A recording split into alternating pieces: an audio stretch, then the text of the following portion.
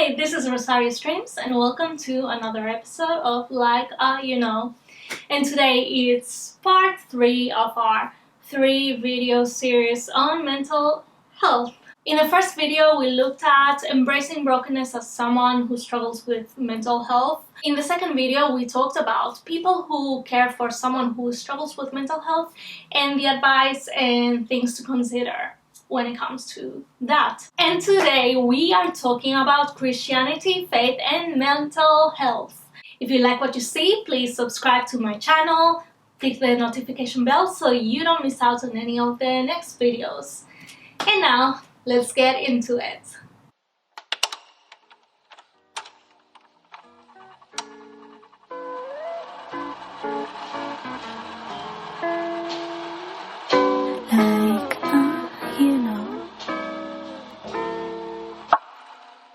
Before we begin today's chat, I'm going to put out a disclaimer. I am not a mental health expert. All of the things I share in these videos are just my opinions, my views, my insights, and just a product of my own experiences.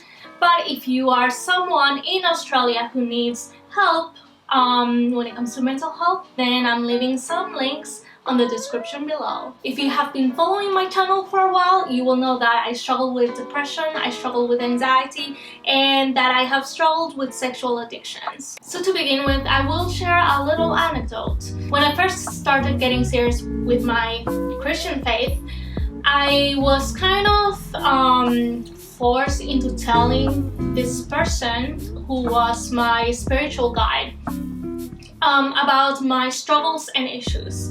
And so I told her I struggled with pornography and masturbation and being pure with my boyfriend at the time.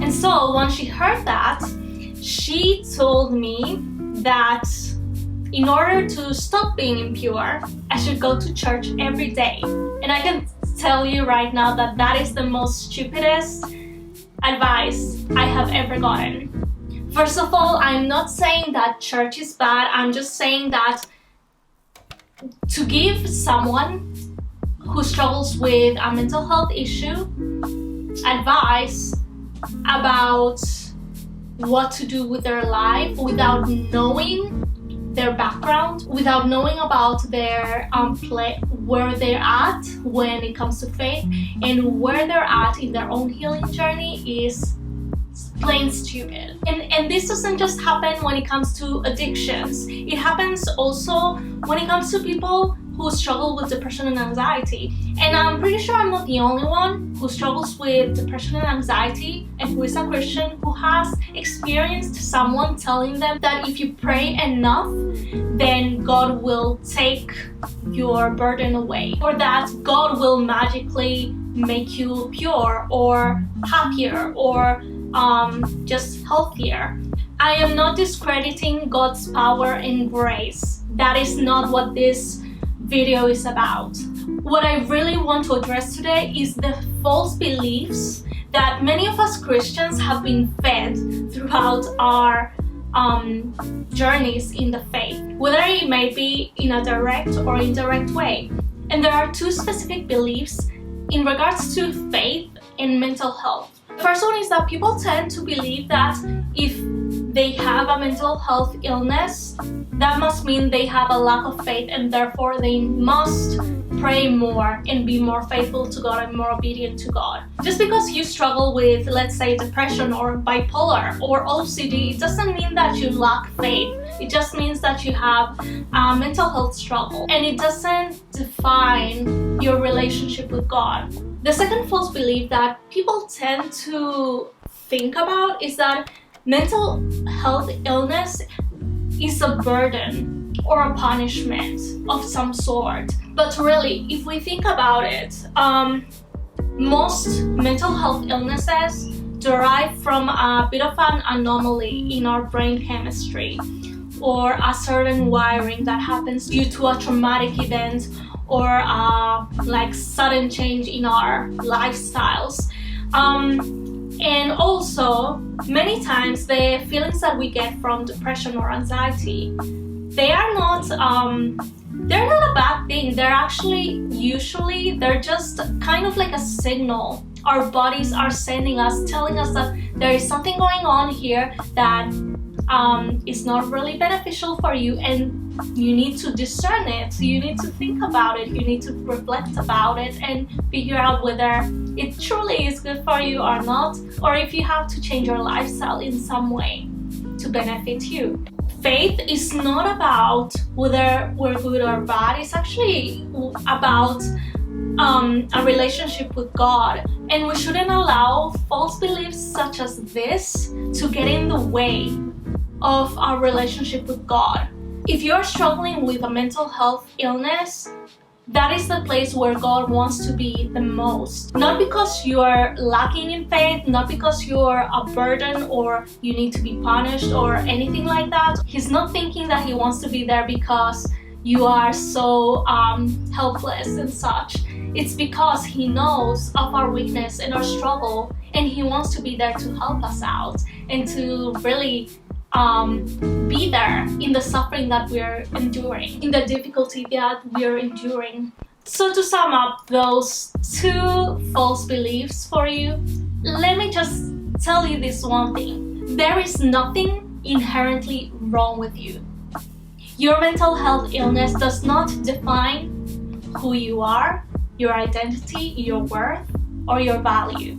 I think the problem when it comes to the tendency of falling into the trap of believing those false beliefs about faith and mental health is that as Christians we have the problem of spiritualizing every single thing way too much, to the point where like something, a flaw or a weakness, or even the most littlest tiny little thing that we don't like about ourselves that is actually not a bad thing. We tend to spiritualize it to the point where we think that it's a sign from God, or there's something wrong with me or something like that when it comes to my spiritual life.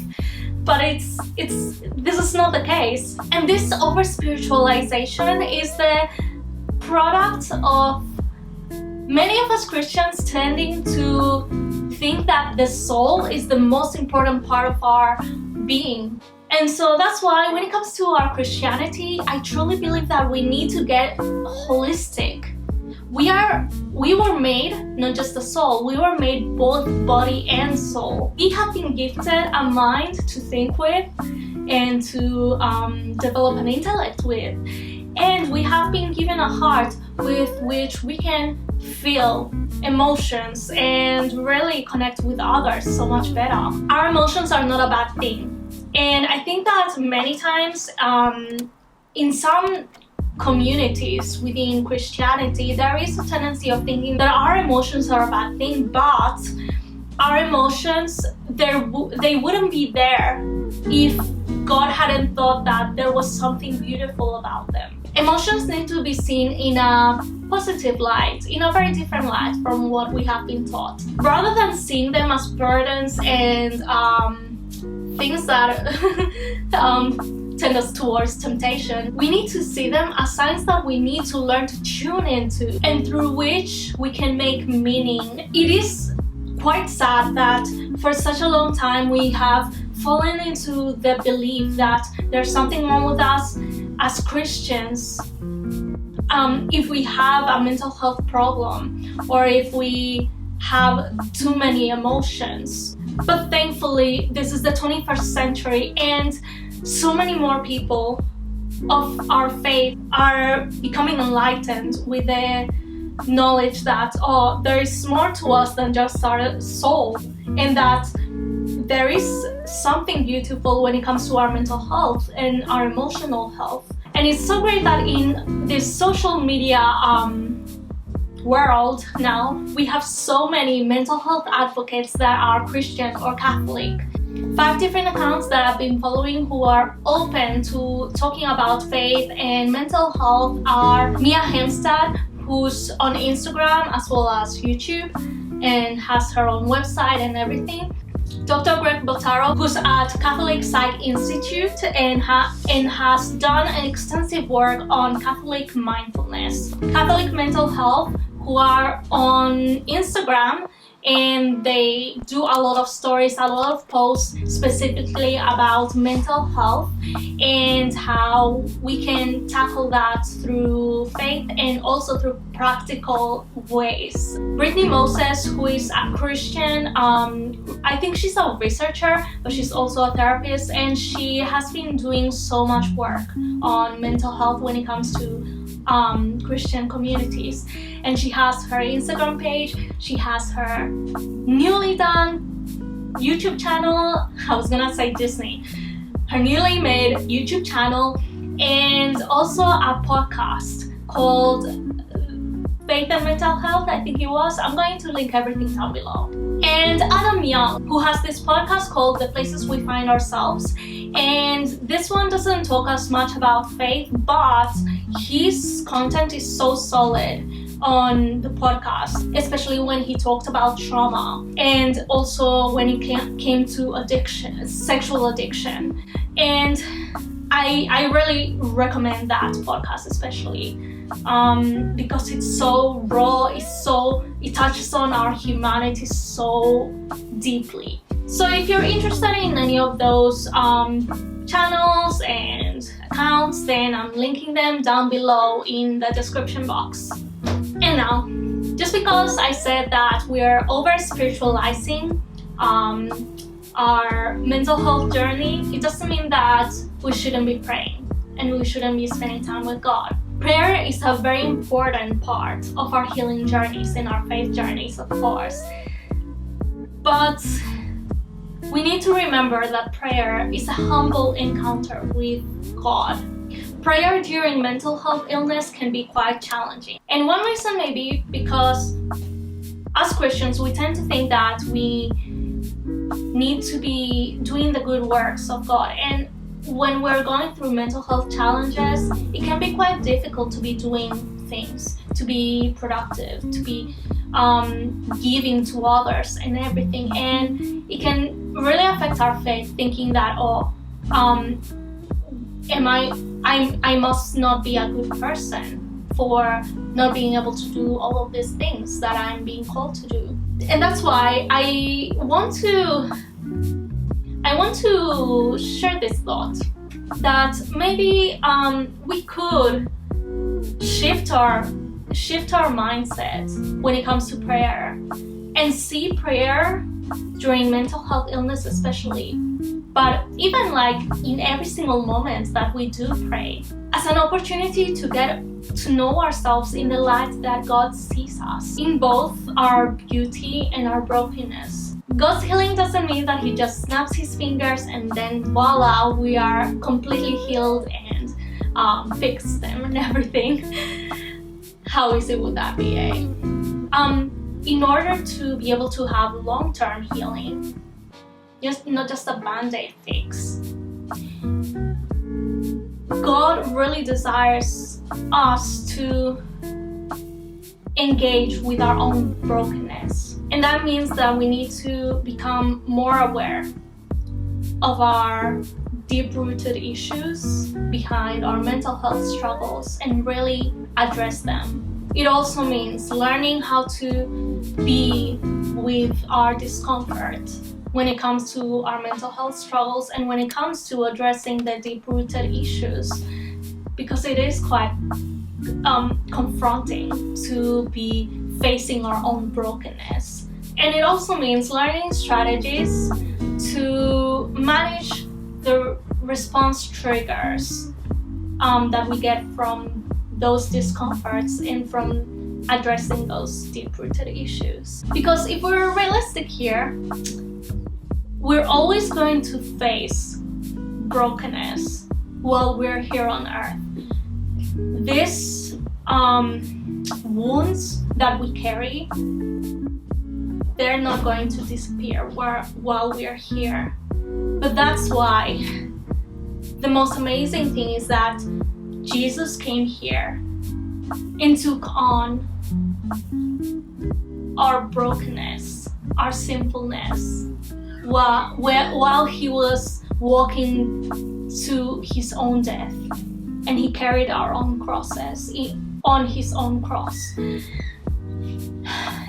so that He may be able to walk with us in our struggles, so that we may know that in whatever we may be going through, we are not alone, but He is with us always.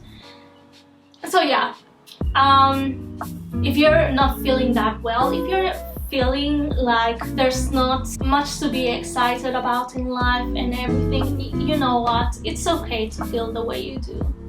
It's okay to be bummed out about whatever trauma you may have gone through. It's really okay to feel frustrated for struggling with prayer, or when it comes to being able to do things that you were able to do normally in the past. Just know that it doesn't define you, it doesn't make you any less worth, it doesn't change the fact that you are human and you are completely loved by God. Okay. So I hope you liked these 3 videos on mental health. If you enjoyed this video, please click the like button and share this video with anyone you think may benefit from this chat. And if you really want to hear about a specific topic, then comment in the comment section below. Let me know of your ideas, and well, let's just keep the conversation going.